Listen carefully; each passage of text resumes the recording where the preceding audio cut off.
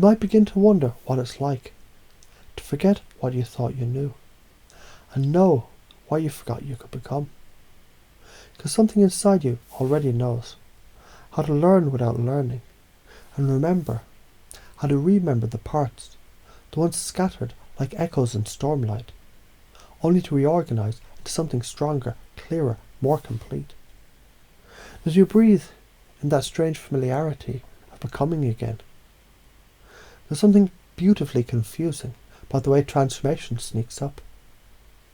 The way it doesn't arrive all at once, but repeats itself in spirals, like memory tracing new footsteps through old terrain.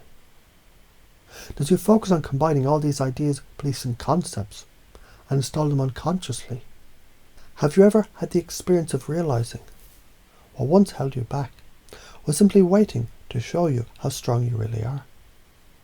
Maybe the reason it lingered was because your unconscious wanted you to find the key, so no one else could ever take it from you. There's a fire some call resilience. It doesn't burn you, it frees you. It doesn't destroy, it refines. You didn't survive by chance. You didn't endure just to cope. You evolved. Because somewhere deep beneath the noise was a signal, a knowing, a whisper that said, I'm the one who gets stronger from the storm, not despite it. Just like a tree roots deeper in the winds. You've developed strategies to breathe through the chaos, to anchor it in now, to open a doorway through pain, to step through into power. Have you ever noticed how some people, they can see the same event but feel completely different? That's not magic, it's modelling. Because behind every trauma was a map, and maps can be redrawn. Some drawn in red ink, fear, panic, shame. But now you hold a new pen, and the mind that once anchored to the past now learns to anchor into safety, into stillness, into possibility. What if every trigger was just a doorway into a memory asking to be reframed, and you are the architect of reframing? So that the old patterns loop and dissolve, like smoke recognizing was once fire, but no longer needs to burn. And there's something strange, isn't there, about how you hear things differently when they rhyme with your unconscious truths. I'm not broken, I'm built differently. I'm not wounded, I'm awakening. I'm not stuck, I'm storing strength for the leap. Because beliefs, they're not bricks, they're balloons. When you release the weight, you rise.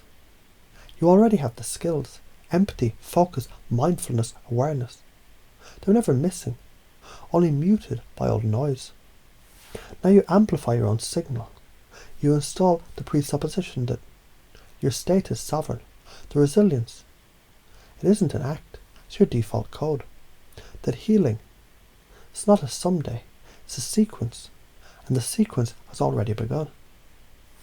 And isn't it curious how, as the mind loops through this rhythm, you begin to identify differently, not as a victim, not even just a survivor, but as a designer, a pattern interrupter, a reality shifter, who sees life's triggers not as threats, but as portals into power. You're upgrading now. You're not running an old script, you're rewriting the operating system from the BIOS of belief.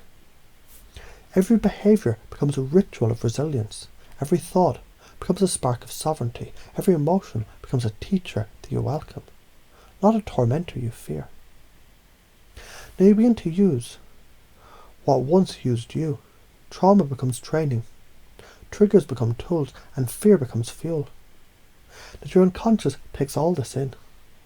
You may forget to remember how deeply you're absorbing this new reality, and remembering to forget you ever doubted it was possible. Because learning happens in loops, doesn't it? And you don't have to try when the trying tries itself into becoming being. And being becomes a place where PTSD becomes post-traumatic sovereign development, post-tension strength dynamics, power transcending, story-driven self. Now, what would it feel like to embody that version of you? The one who doesn't just cope but creates. The one who doesn't just survive but shifts others by example. When this new system runs, You begin to find that others respond to your energy differently.